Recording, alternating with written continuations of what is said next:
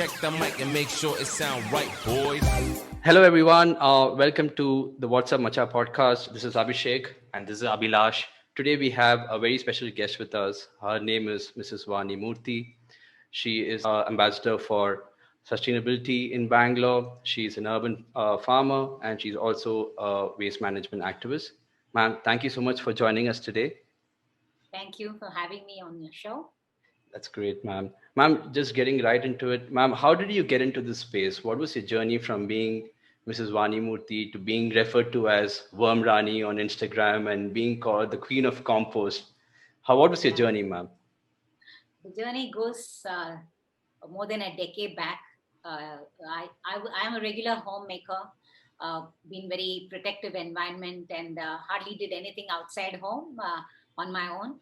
But there was an opportunity that came by and a lot of other triggers that made me explore something outside my home. So I joined the Resident Welfare Association in Malleshwaram and was excited to see a lot of people doing a lot of work to improve conditions in our area. And I think that opened up that there is something that I could contribute. And I met Dr. Meenakshi, who's a very good friend of mine, who actually took up a project, and she asked me if I would be a part of it. And I just jumped right into it because I wanted to learn. I wanted to explore and see what can I discover about myself, and it was the beginning of something amazing that I discovered, that I could function outside home, first of all. And then it has been an amazing journey trying to understand, learn, be practitioner before I started, talking about it and, spreading the word around and sharing my practices. So the journey hasn't stopped yet. Fantastic, ma'am. Thank you so much. Ma'am, we know you grow a lot of plants and food at home. So even I tried doing this after watching some of your videos last year during the pandemic, and I had a few successes. What are some of the benefits people can, get from growing their own food at home? What are some of the health benefits? Because we are going through a crisis at the moment, and I'm pretty sure connecting with the soil and with plants can help people in some way or the other. Absolutely, Abhilash. Absolutely. Because, most of us are disconnected to nature, disconnected to soil, disconnected with where our food comes from. And it is so important for us to understand that, because otherwise we are living such a, we have no clue, whether we are strong, immune, do we have enough nutrition. So that disconnect has taken people away from eating real food. So for me, the journey from understanding trash, what it does to the environment, composting, to growing my own food, gave me a lot of knowledge about, because I seek that knowledge about what real nutrition is. And just even if you have the smallest of spaces, when you grow something that is edible, that you can eat, I mean, the pleasure of growing that, learning, as we grow, we learn. There is a learning curve in everything that we do. So it is okay for us not to get it right. That shouldn't stop us. It should encourage us to learn more. I think we are in an era where every information that we need to know about one plant, how to grow. There is so many videos that have step-by-step, method, and what can go wrong if you get the pest, what happens, and when is the harvest time, what are the nutrients that you can add. I mean, so much information is there. I don't think we should even stop trying to grow. We have to continue. And every time there is a challenge, there is something to learn. And growing your food, your own food, I think it opens up a huge kind of window where you are seeking to stay healthy, because most people today after the pandemic are looking at how our immunity has to be boosted. Absolutely. Why is our immunity so low? That's because there is not enough nutrients that is going in to keep us strong. So it is food grown with chemical agriculture, with lot of pesticides and so much that is toxic to us. We are putting a lot of things that are toxic to us, and probably that's why we lack the nutrition that comes from natural soil, a soil that is full of organic matter and that's full of life. That's how food has to be grown. The traditional method of growing food is that. Today you have a new word called organic for that. I mean, when you go and purchase in a supermarket or in the regular market, you should ask for food. Is it non-organic? Is it toxic food? Is it chemical food? That's how. But we look at one little thing called the organic food that we seek for. So I think we have to shift the way we look at food itself. It's too processed. Too many things that we are putting inside our fast food, which is not giving us enough nutrition. So if you look at good health, I think you have to grow your food to understand, even if it is just 4 pots and you're just growing a tomato or a brinjal.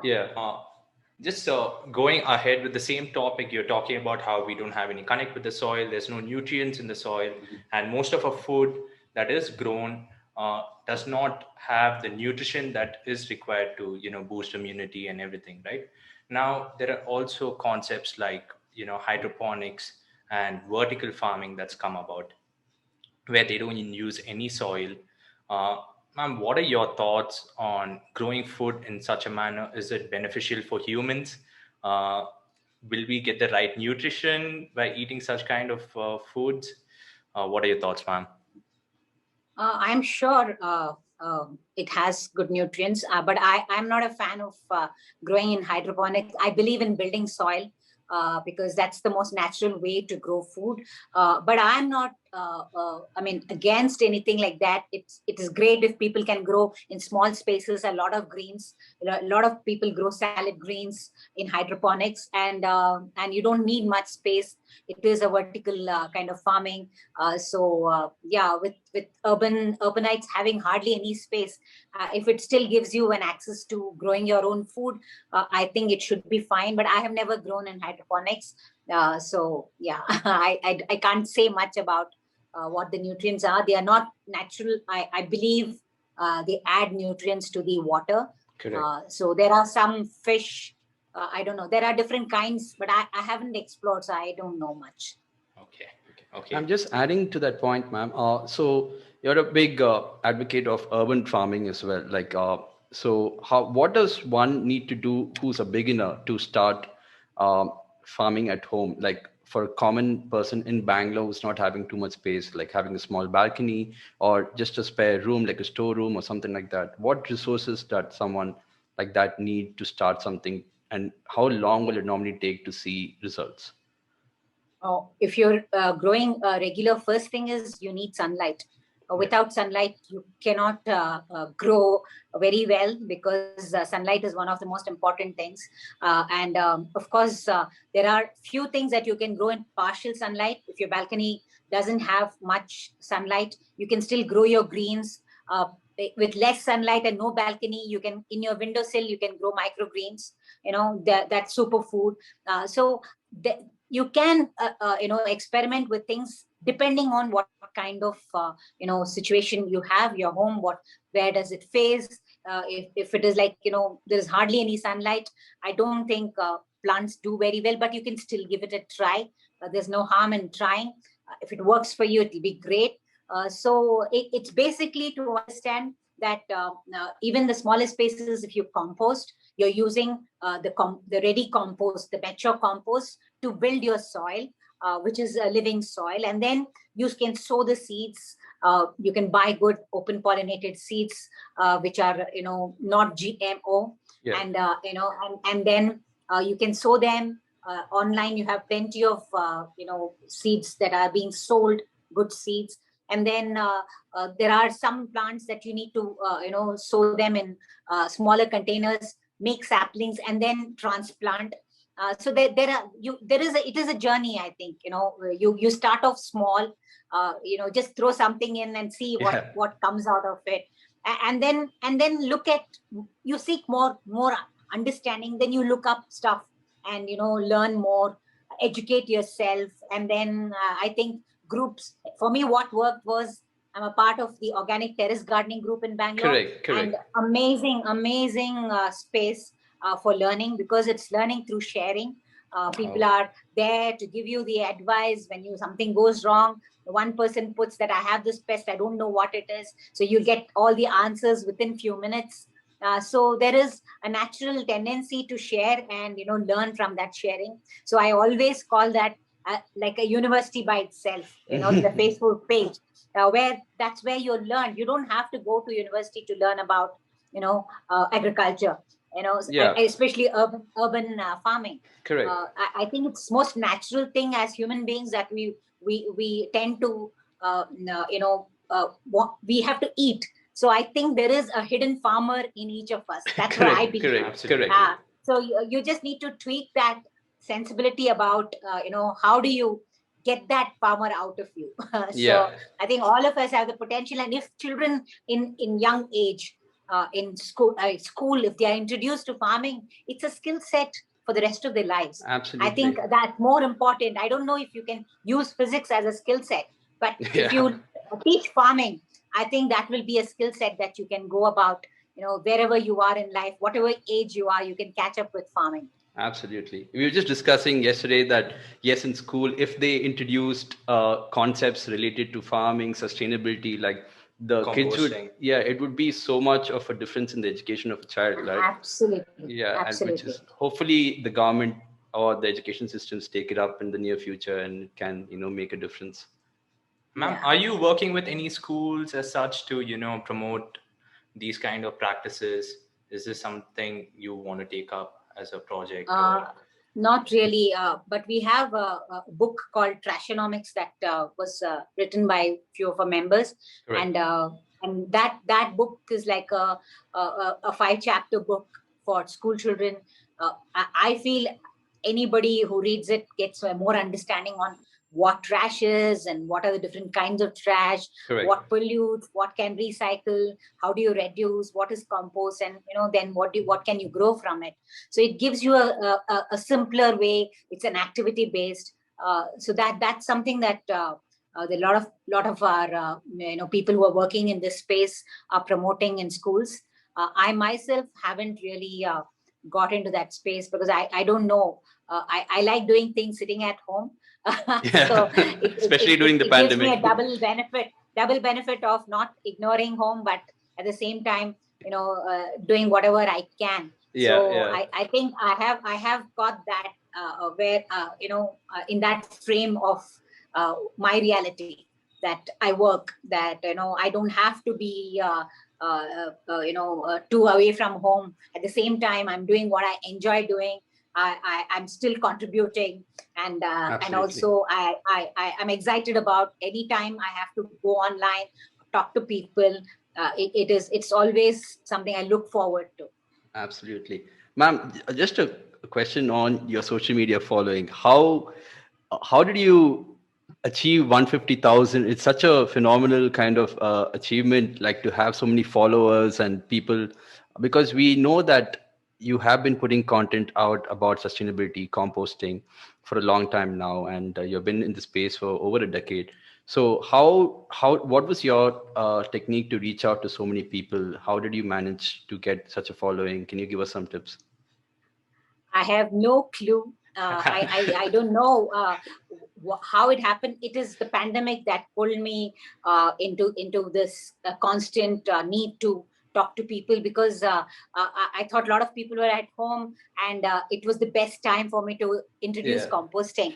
And I think it very organically picked up. I'm happy that I could put authentic things that I'm naturally doing every day. I am not preparing content. I'm not planning what I should put out. I'm cooking. I put something. I just take a video and put it out when I'm composting. So I show people how your kitchen waste looks like. People don't even want to look and handle kitchen waste.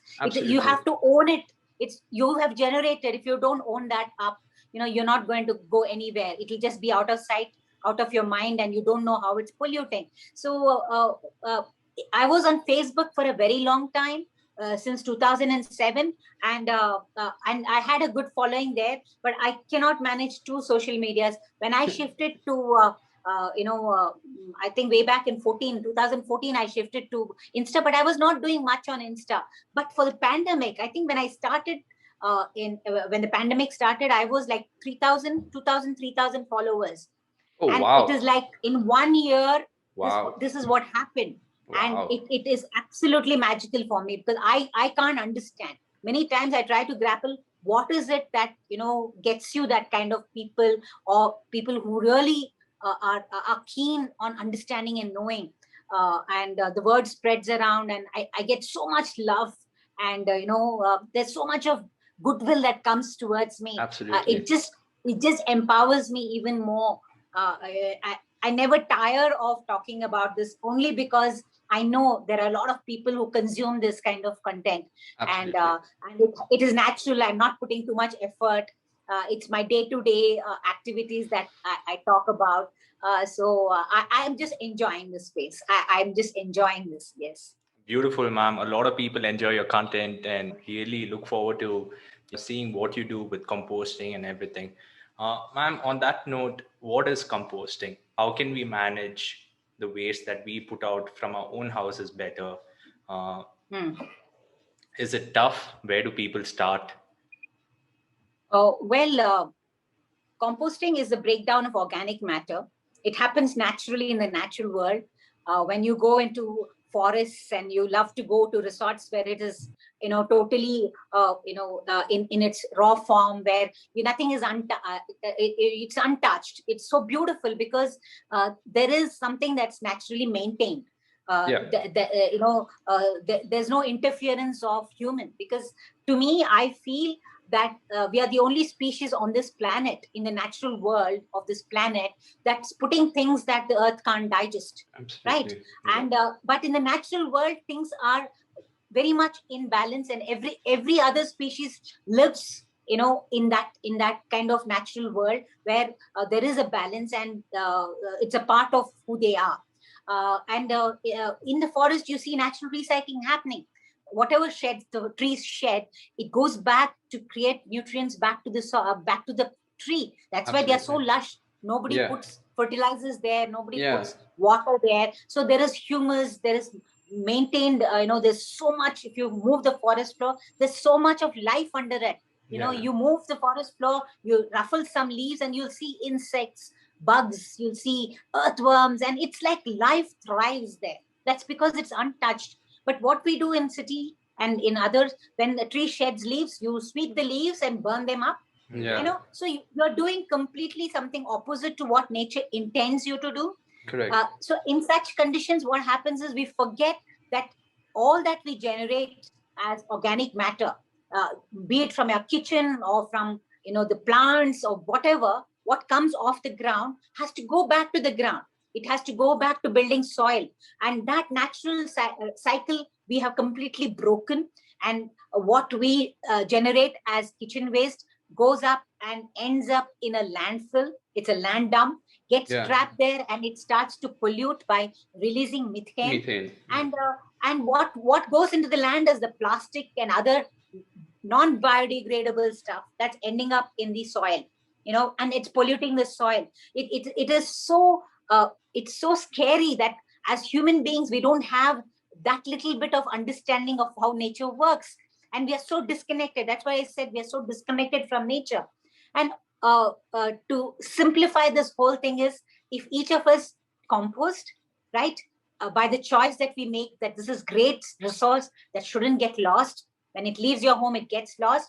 That's the amazing choice we make when we say, I want to compost because I want to retain this great resource and convert it into something that I can build my soil with. Correct. And having said that, composting is a process. It's a natural process. When you compost, you just need to remember a few things. There is this kitchen waste that comes out of our kitchens. We cook every day. We have the peels, the fruit peels. Anything that comes out of the kitchen is biodegradable and can be composted. That's the green waste. The second one is the brown. So when you talk about composting, there's always talk about the balance of composting, the moisture balance. So you need enough brown stuff, which is the dry matter, which is high in carbon. And that's like the dry leaves are the best. During season, so much of dry leaves get shed by the trees. Just collect them, crush them, and keep them ready. So you have the greens, you have the browns, and you add an accelerator that is microbes, something that you introduce as microbes, and these microbes just, they accelerate the breakdown. It will happen. But because we live in small spaces, we want the composting to quicken, hasten up. So you add microbes so that you accelerate the process, and then give it enough oxygen, because like us, it needs to breathe. The microbes need to breathe, and make sure you maintain the balance. And then there's a container that you need, depending on how much space you have. You have a choice of containers today. There's so much available, by so many vendors are in the market. So just make your choices. It's experiential learning. You won't get it going great on the first attempt. I too failed terribly when I did for the first time. It was a stinking mess, but then that's where it teaches you. So every challenge that comes in composting there is a learning. You should know why that didn't go the way it should. Then that's the learning. So no matter how much I tell you about how to compost, until you try, get your hands dirty, I don't think you can compost successfully. Okay. Thank you, ma'am. So for anyone listening now, so the materials needed right now are just like a bucket with small holes in them and a cocoa peat. Would that be sufficient to start the process? Yeah. So if you really want no mess, and you want to do it easy, and you don't want to spend too much time, there are ready-made kits available. You can do it yourself also, and there are ready-made kits. So if you want to give composting a try and not want to be bothered about going through the learning curve, just buy a system. Just buy one kit, and it's easy. But if you have a lot of dry leaves around, and you have the resources freely available, and you have a bucket, a paint bucket, old paint bucket, clean it up, do it yourself, punch some small holes and make sure there is a lid, and then you can do the process in that. So it's always a pair that you need to have. And the cocoa peat brick that you're getting, or the cocoa peat that is available, has a lot of microbes in it. It's not the regular cocoa peat that you use for garden, but it is a cocoa peat that has a lot of microbes. And so that helps you to accelerate also. So I think you can try. Depends on how much time you have. Do you want to learn like how I did, trying it out and experimenting with it? And that's the experience I have, and that's how I talk so much about composting. Absolutely. So it's up to you. You want it easy, just pick up a kit. You have everything. You have the browns, you have the bucket and everything. Only the greens from your kitchen is what you need to add. And you have a booklet that comes with all the instructions. So you don't have to worry about, have to go and check a video or something like that. So it makes it easier for you. Okay. And anyway, there are a lot of your videos online that we can cross-reference if we have any doubts at all. So there's no shortage of content on that front.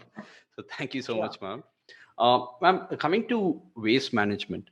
So I've read recently that India approximately is going to be producing around 70 million tons of waste, and out of which hardly 10% gets recycled, which is a little scary to think about, because of a country of 1.3 billion people, if only 10% is getting recycled, we are literally burning the rest or putting it in landfills. And it's estimated that in about 10 years, a landfill the size of Bangalore is needed to hold this amount of waste. Now, for a common man, where does the education start? For 70% of India's population is almost living in the rural areas. They are not very familiar with segregation techniques. How do we go about educating them, and where does it start? Can you shed some light on the importance of segregation? Yeah. So it is scary, the statistics, and I think there is a huge need to create awareness at every level, not just in the rural areas. Even the urbanites, they have no idea why segregation is important. Even before segregation, you may still land up with a lot of things that can't be recycled. So the first step in understanding waste and trying to be be a part of the solution is for us, each of us, to say, how are we going to live like with conscious consumption? Correct. You know, that's the main thing, that how are we going to reduce the kind of waste we generate? Unless each of us audit our waste for a week and check out what is it that we are generating, why, how much is our waste? We have no clue. If you just put it in a bag and give it away, you have no clue what kind of waste you're generating. So if you do a waste audit, you get to know that what are the things that could be completely avoided, what are the things that are recyclable, what are non-recyclable, and how much is your kitchen waste, and what are the rejects. So if you get to see this whole audit, then you will know that where can you take the first steps. At the beginning itself, one must understand that we need to be on a war against single use. Anything that is used once and discarded. So, segregation comes much later. But how are we reducing the kind of waste that we are generating? And because it is the individual's responsibility, it is nanna kasa, nanna jawabdari. So if I am generating that kind of waste, it's better I start looking where I can reduce the waste. Correct. So the first step is to refuse stuff that is once used and discarded. Be it a bottled water, carry your own bottle water so that you can refill anywhere, so that you say no to the packaged water. A plastic straw, a carry bag, and anything that has an alternative to a single use was the traditional way we lived. If you go back to the grandparents' time, or times when we didn't have this kind of convenience, these are all things that are very convenient for us. Right. Because it's so much easier when you have people at home to give in paper cups the juice, or your beer or whatever, which is, you don't have to wash the vessel. It becomes very convenient for you. And but the kind of waste we are generating in weddings, in parties, in festivals, it's humongous, and they're not even aware. We think if we give it to the municipality, they will deal with it. I pay my taxes, and that's the end of my job there. No, it's totally your responsibility when you generate that waste. And we have to, I think there is a huge global demand for everybody to contribute to the climate change, positively. We need to reverse it. There are deadlines now, because we cannot go on like this. And for that, we definitely need to think, how are we going to reduce? So you have to refuse anything that is single use. Be it sustainable menstruation, or be it children's diapers that we are using, the disposable diapers. Anything that is used once and discarded is polluting. It's not good for us. It's not good for the planet. Ultimately, we are destroying our own ecosystem, where we need to thrive, because the planet will go on, but people who are going to suffer is us and the other species that have caught with us. No, not just our generations. The other species, there are million species that live with us, and they are completely, their ecosystem is getting destroyed.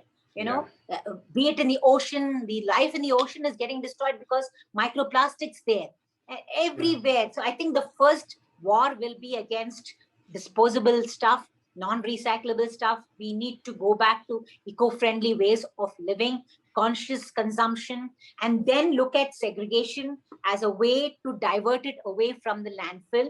Check where is your dry waste collection center. So even if you have few recyclable stuff, like maybe a good plastic that can be recycled, keep it clean so that you can go and drop it off there once you collect enough.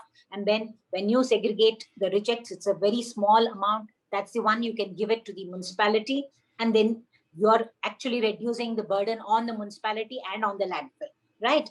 And I think that's the way to go, and start composting, because 60% of what we generate is compostable. And if everybody learns how to compost, we are not just creating great soil, but we are not, disposing of stuff that could have polluted the environment. Yeah.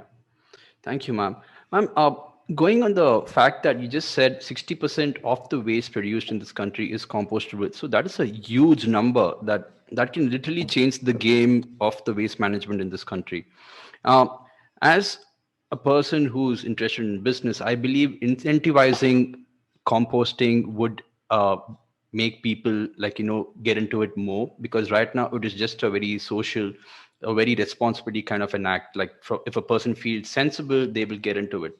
So is there a market for compost, like to get more people doing it? Is there like markets in like exports where people can get into it and start doing it on a bigger scale so that people take it more seriously? What I have seen is, especially SWMRT, we have been talking about composting, and in fact, it is mandated in the city of Bangalore that Oh, you okay. generate 100 kgs and more. You have to have an in-house composting systems. Like large apartments, they have to compost within. Of course, enforcement is always a big problem in our country. Yeah. So we need the incentive is that you have champions who'll push the program in their communities. I mean, that's the biggest takeaway for any community to take on this kind of system, because it collapses the minute you lose that leadership who is running this program. And also in SWMRT, we found that a lot of apartments are generating a lot of compost, but they're not able to use it completely in the landscape, and they have excess compost. Yeah. So there is a program called the Compost Connect. Swachhagraha is our compost compost grow and cook is our Right. that's our Swachhagraha campaign. And along with that, we also started a Swachhagraha Compost Connect, so where the farmers Fantastic. are connected, they come and pick up the compost and they take it to their Okay. lands, and and they put. But the thing is, a lot of players who have come with the 24-hour composting machines, such a disaster. We are completely Okay. against it, where people fall prey to it. They are huge machines which consume a lot of electricity. So, it opens out to a lot of players, but we have to be very conscious of what kind of composting as business people are introducing to communities.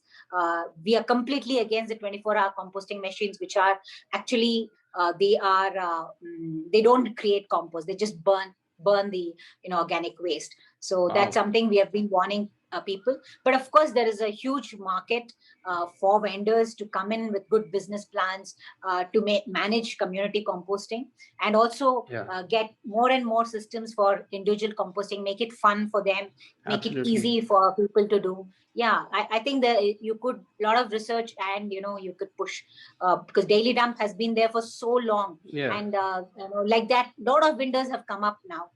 We have Stone Soup and Soil and Health and so many others who have come up. And I think there is a need for many more to come, so that composting becomes a part. I mean, because their reach also, they'll have more people getting into their fold of composting. So yeah, I think it should become a part of not just our responsibility, but it should be a law, I feel. Yeah, absolutely. You have to compost, because you're straight away reducing that amount of waste when you deal with it at the source. That's what is important. Yeah. Where you generate, that's where you need to deal with it. Okay. Ma'am, I still remember like about 4 or 5 years ago, I was like walking behind my colony, and this was a time where Bangalore was a dump yard city. It was so bad at one point, like cows just grazing in the dump yards. I should remember, because it was such a bad situation. There were kids playing right next to this big dump yard. There were rats everywhere. There were mosquitoes breeding, and there was such a bad place for public health hazard. It's not something that anyone should go through. And I was thinking to myself, why would actually people come and dump the garbage on the streets? Because being in a colony, there are people who come and collect from our house. But if there was no one doing the same thing for people living in the slums, or where there is not such facility, they have no other place to kind of throw the garbage. Now, where is the chain broken in this whole situation of collecting and getting rid of the garbage? I know you work with a solid, you're part of the solid waste management roundtable, and they're doing a lot of work in the waste management kind of activity. And so where do organizations like this come in cooperation with the municipality, and like, how does it start, and how can more people be a part of this program? Yeah, so it is like a lot of members from my team are working directly with the municipality, with the officials, with the health inspectors, so that there is sometimes there's a big disconnect there also, because the pickup doesn't happen as regularly. So a lot of people say we can't hold on. So they just ask their mates to go and drop it off in an empty site or some road corner. Some people push it into the drains. So you just need to get out of your homes. That's the only thing that person is thinking. A citizen is thinking that my waste has to leave my home. Correct. Whether he's segregating or mixing it, nobody is holding them responsible, because it is primarily their responsibility to make sure that their waste doesn't pollute. But the thing is, when the system is not there, we have every right to bring a system in place, approach the corporator, get hold of the health inspector, meet the right kind of people. And I think if there is a group of people, things happen. We have seen that they demand, like if you see HSR layout, amazing citizens involvement along with the so it is like we need both the officials and the citizens to work together to bring on change. You cannot expect just the the municipality to take care, the local government to do their stuff. We need citizens to be involved, hold them accountable, pull them up, and also educate your community, because it goes both ways. So it's not one way. So Mr. Ramakant has been like an amazing champion. He's 80 plus years and he crisscrosses the city, goes and meets all these health officials. Wherever there is a problem, he tries to resolve it. So on our part, yes, right from influencing the policy, the garbage contract, which is really flawed. There's a lot of mafia. Correct. There are a lot of things that come into play. So it's not an easy way to solve issues of garbage, because as you said, it's so easy for people to just go and chuck it anywhere and everywhere. They burn it to reduce. Even the power karmikas, the waste pickers, they'll just burn it to reduce the amount of waste. So a lot of things are happening. I think citizens who are aware of this should be vigilant. We need that, so the community needs to have vigilant members, and also make sure that you get proper pickup, and on the citizens part they segregate the waste, everything. I mean, I think it's a big it's like a package. It's not one. You can't blame one people. You can't just blame the government for not doing it. So, and also it's like power karmikas are not given proper salary. There is so much problems in the BBMP, and the problems are plenty. So it's our endeavor to constantly try to engage the citizens and make them understand, so that they also take responsibility, and also pull the officials up, and get them to enforce segregation in their areas. Absolutely. And how do young people, for the audience watching, how do young people get into organizations like the Solid Waste Management Roundtable? How do we be a part of this whole change that people like you are leading? Well, I believe that it has to be, I'm a part of Solid Waste Management Roundtable, but what I do on my individual capacity is what is the closest to me.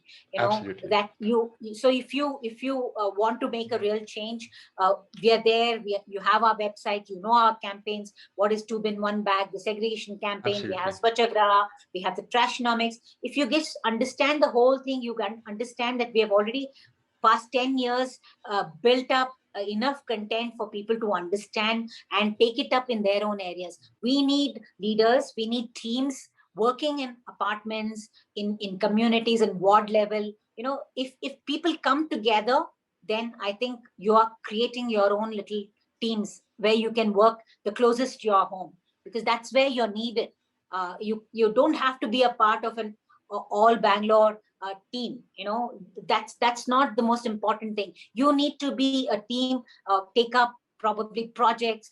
If you're done with your community, move to the next, which is closest to you. So transformation happens from your home, first your own practices, then step to get your apartments, wherever you're living, or your colonies to create. But then for that, you need a team who all believe in what you believe. Correct. So that's very important. So for us, the bonding of the team is the one which really clicked. So and we have seen all over, when you have a good leader who takes the initiative, and then a team coming together works wonders. So you can't do it alone. You cannot do it alone. It has to be a good team, a sensible team who plan out, start from one step at a time. Don't bring the whole thing together. I think that's how it. You can't, introduce. We never introduced composting as a first phase at all. We said segregation and dry waste. We'll deal with dry waste first. So create these dry waste collection centers all over the city, and then divert the dry waste out first. The second step was Swachhagraha, where we said let's compost. Correct. Ma'am, so coming to this point of waste management, and also I've been reading that some experts are claiming that trash is the next gold. Like the people are claiming that recycling and reusing trash is the next gold. So for people who do not know this, like a lot of people are getting into the business of waste management and also recycling of the trash that has been collected throughout. So in your opinion, and countries like Scandinavian countries are importing trash so that they can use it for various other purposes. Now, do you see a big future, and do you see like more people getting into the act of waste management and just this industry itself? Because there is so much potential, especially because countries like India are generating so much waste. I don't think I have much clarity on what potential it is, but definitely I can say one thing, that recycling is not easy. Because the kind of waste we generate, the kind of mixed waste, kind of contaminated waste, I don't think, most of it gets recycled. There's a very small percentage that gets recycled. Most of that get dumped or burnt. So I don't know if because countries in the Europe or the Western countries, they have more dry waste. Correct. Everything comes in packaging for them. Correct. Even the food is like semi-processed, and they just throw it into their microwaves and they cook. So that is why they have so much of potential for recycling, because everything is packaged. But I don't know how much of that packaging is actually recyclable, because it is expensive. Recycling is not cheap, because we have a very vibrant waste community, waste picker community. They go pick things that are valuable because they know waste much better than anybody else. Absolutely. So if you see Hasirudala is one organization that brings all the waste pickers together. They give dignity to their work that they do, acknowledge them, and also give them, recognition by, they have an ID card by the government saying that, these are not just waste pickers, they are waste managers, because they are managing our waste. So they understand waste much better. And it is so sad when they say that most of the waste that comes to the dry waste collection center is contaminated with food. Where is the resource to clean it and then recycle it? Like you do an order on a Swiggy, you get these boxes that could have been recycled, but there is food left in that. You don't even wash and you give it. So I think there is a flawed system which will not let you recycle most of the stuff that we generate. And also there's a lot of cheap stuff and toxic stuff like styrofoam, boxes and all that. So we need to move towards the alternatives to these material, and also it should be reused, should be the revolution, more than recycle, because recycling is not really something the industry, even Divya from Sahat was saying that they are into recycling, but she says most of the things cannot be recycled. And we get very few that can be recycled. Again, they have so much reject in their recycling industry, which is sad, because we are generating thinking it's going for recycle. So best is to reuse stuff and reduce the kind of waste that we are generating. The fast-paced life, we're creating a lot of trash by these, use and throw. Packaging itself has become such a huge issue, and we need to be conscious of that.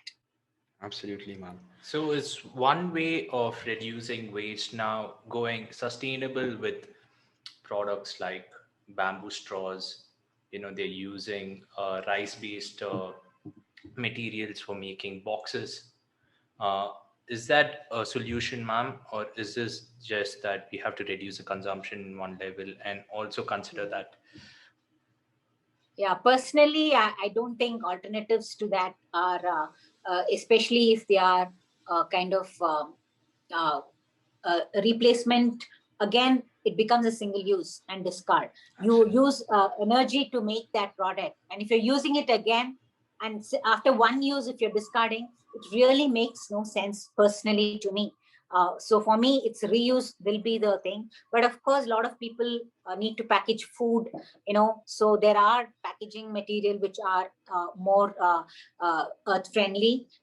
So people go for it, but nothing like you picking up your box and going to the corner idli guy and getting your own idlis in your Yeah, box would be the that's best so true. solution. Yeah, But then, of course, it's convenience has completely overtaken for the concern for nature. It's so convenient to sit at home and order your meals, get stuff. Today we have everything comes home. everything, The everything. doorbell rings 10 times. Say, you want books, you want anything, you get it home. So the Yeah, packaging has increased tremendously, and there are people who are doing eco-friendly packaging. yeah, So there are ways, but again, I think the solution will be to cut down, yeah, to become minimalized. We have to be minimalist when it comes to generating waste. yeah. Unless we believe in that, I don't think we'll have a solution for any of these. Wow. So the first step would always be lifestyle change and always be the reducing. So that Absolutely. would, yeah, that is the Absolutely. immediate step required right now. And then we can look into other Absolutely. alternatives which can be Yeah. further assessed. Yeah. Okay. Like, even if you look back, like, even as kids, ma'am, every time we went to a village, we always packed food in like a stainless steel container. We never bought things from outside. There was no plastic, nothing. And our grandmothers knew what was right, even like without actually thinking about what is right for the environment. We never left anything back uh, near the river. We never dumped anything into the rivers. We always packed food in like stainless steel containers, ate that, and brought the containers back home. There's no mess anywhere, but things have changed so Absolutely. much now. Yeah. Just like, Absolutely. So when you say talk about sustainability, because that word is like a new age word, which Yeah. everybody's saying, I want to live a sustainable life and all. yeah, I say just put a reverse gear, go back to your grandmother's time. That's what sustainability was. yeah, We Yeah. so knew Yeah. true. what sustainability was. It just like you said, we had a very minimalist kind of attitude towards anything that is, even our grandparents wouldn't throw things out. If there Yeah. was an old bedsheet that was torn, they would turn it into some pillow cover or a bag, a thila, or something like that. But nothing was discarded. They used it till the end of its life, till Yeah. it's completely is gone. So I think that's what sustainability is. And I see a lot of youngsters coming into being minimalist now Yep. and feeling very proud of being a minimalist and trying to put less. See, the whole thing is you're putting so much stress on the resources because you're constantly demanding things because it's convenient to you. And what happens is there's stress on resources, and resources are going to be depleted constantly. And what are you leaving behind? Yeah. Because it's not infinite. There is Yeah. this much resources available, and then it'll exhaust. And so what is our future looking at? Are we leaving something behind for them? These are questions I think each of us have to ask constantly. It's Yeah. not like once you think about it and then you forget it and live your life the way you want.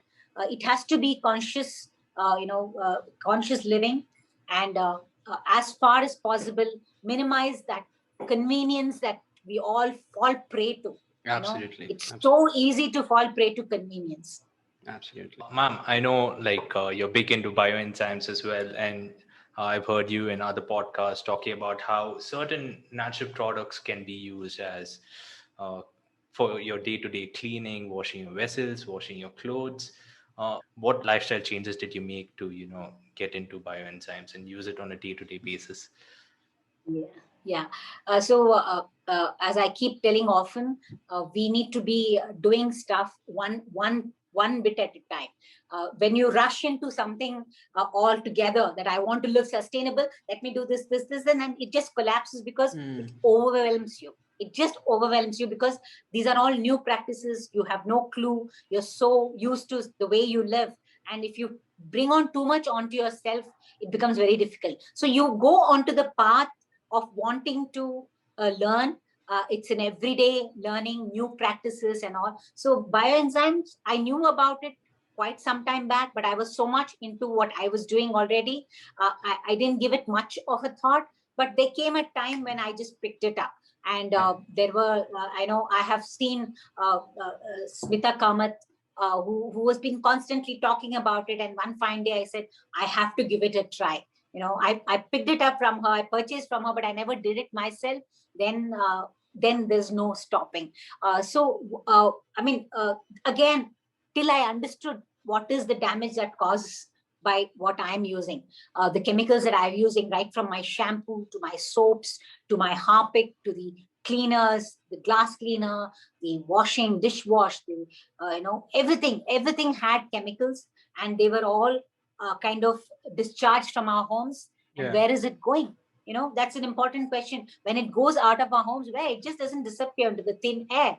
It ends up somewhere. And how is it harming the ecosystem where it ends up? It is damaging. These are all very strong chemicals, and it is damaging some water body, soil somewhere. It's getting into a river, polluting a river, or into the ocean. You never know. So when you know that, on your part, you can make sure that you're not discharging. 100 people around you could be discharging, but just the feeling that I haven't, discharged this into my beautiful planet, that itself is a big high that you can, and makes you hold on to that practice, because that makes a difference to you. Absolutely. And somewhere it is making the difference to the world also. So when I got introduced to bioenzymes, I thought this process could be simple, but I never tried. But when I tried, I knew that it is the most simple process. Okay. And all natural cleaners were already there.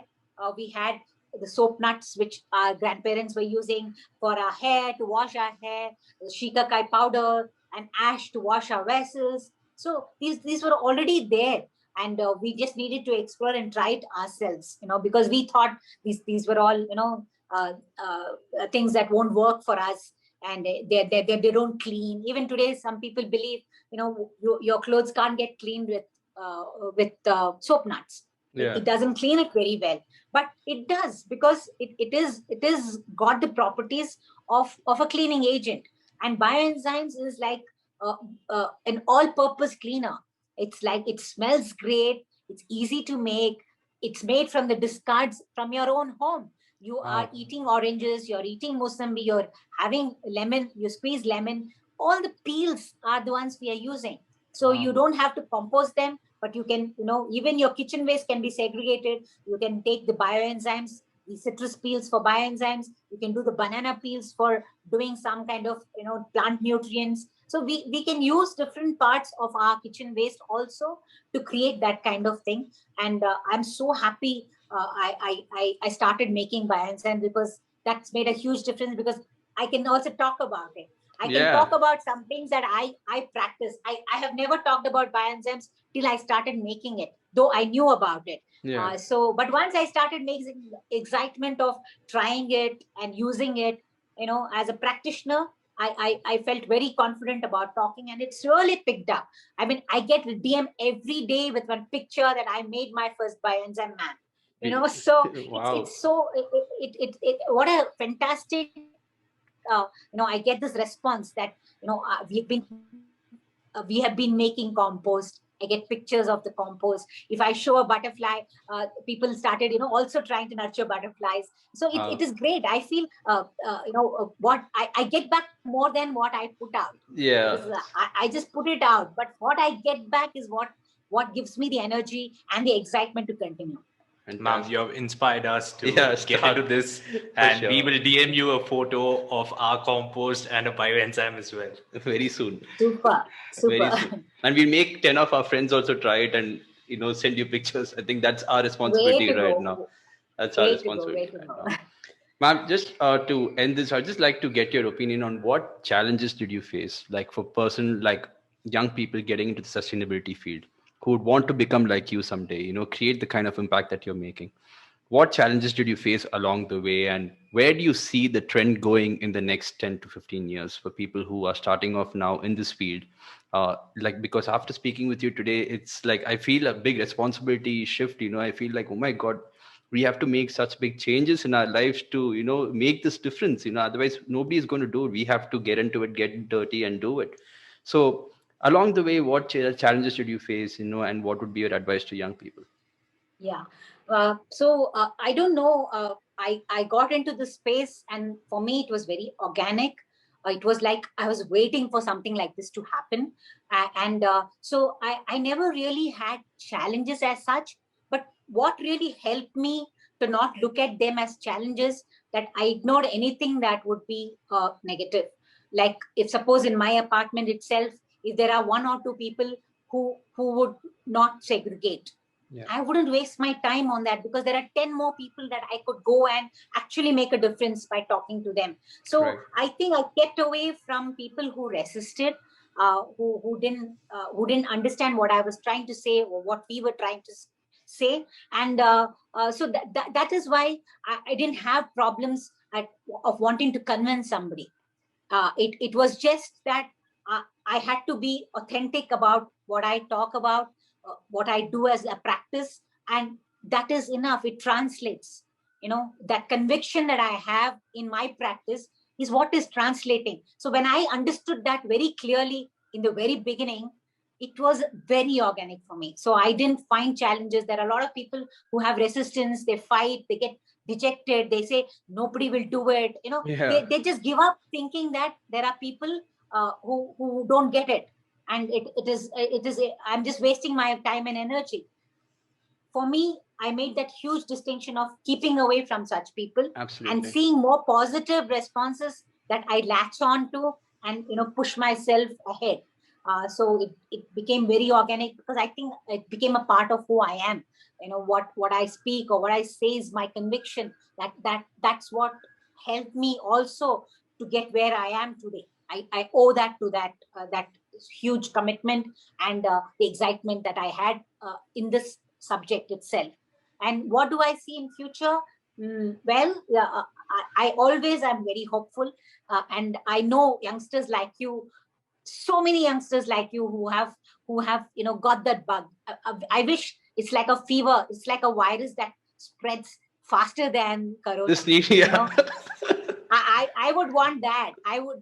When I see future, if corona could spread so well, why cannot we talk about sustainability and make Absolutely. that a bug that can get into every system and every person? And we'll say this is one planet that we have, and why not give the best that we can, Absolutely. and stop polluting her. We need to respect and feel gratitude for what she gives us. She's that mother who has Absolutely. nurtured us. She gives us an ecosystem that nurtures us. The great quality of air, the water, the soil to grow our food, everything that we need to survive is what she provides, and we are completely abusing her.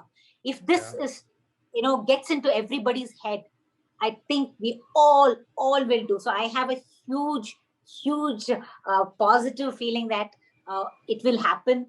More and more people will come into this kind of, they'll be competing with each other. Who can do better than the other? How many practices can I do in this length of time? And, and how do I stay on the path and continue for the rest of my life?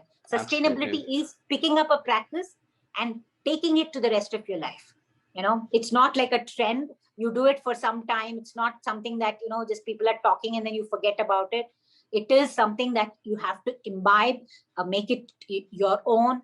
And it is a practice, just like getting up and brushing every day. Yeah. All these becomes one of your practices to live and, celebrate this planet.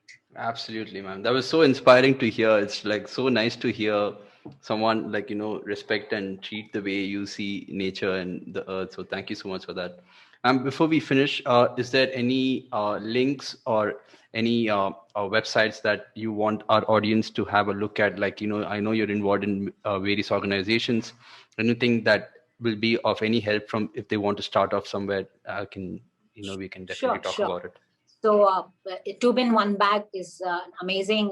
We have a lot of downloadable posters and lot of material, videos, so that get more understanding on how you can take it across in your communities. It helps you. And the Swachhagraha, of course, Swachhagraha is like we have the 3 green spots that you can generate in your homes. Yeah. There is a 1-week challenge that you can take. The pledge on to composting. compost. Yeah. Yeah, the pledge to compost. And of course, Trashnomics, also the website is there. So SWMRT, we have a website. You can go and look at it. Absolutely. And see who are the people who are driving this. You can get to know us. Yeah, so there are, of course, we have the Swachhagraha Kalika Kendra. That's a learning center for composting. So Wow. people can go and have a look at what are the different kinds of composting available. How is an urban farming or community farming happening? So in HSR layout, you have the entire park, which is like a demo park. Wow. People can go and visit there. So Fantastic, ma'am. yeah, Fantastic. there's a lot of material. Yeah. We can't wait to join this movement and start doing our bit, like in the form of fundraising or whatever it is we can do to help. We'll definitely do our bit. It's like things And fantastic. everyone who wants to know more about urban farming, composting, sustainability can follow ma'am on Instagram. Her handle is @thewormrani. So, ma'am, thank you so much for joining us today. Thank you so much, Thank you ma'am. so much. It was a pleasure speaking with you and such an inspiration. So it's really nice to meet someone with so much knowledge about all these things. So such an inspiration. I hope we can do our bit too in the future. I'm sure you will. You are youngsters with a lot of energy, and you can do multiple things. So I rest my hope on you. So Sure. you just go and rule. You just go and rule the world, and just own it up. And I'll tell you, you'll be so proud of yourselves, and you'll be making a huge difference also. Yeah. Thank you so much. Thank ma'am. you Thank so you much, so ma'am. much. Thank you for taking the time today, and we keep in touch, ma'am. Thank you so much. We'll meet soon. Sure. Thank you. Thank you. Bye-bye.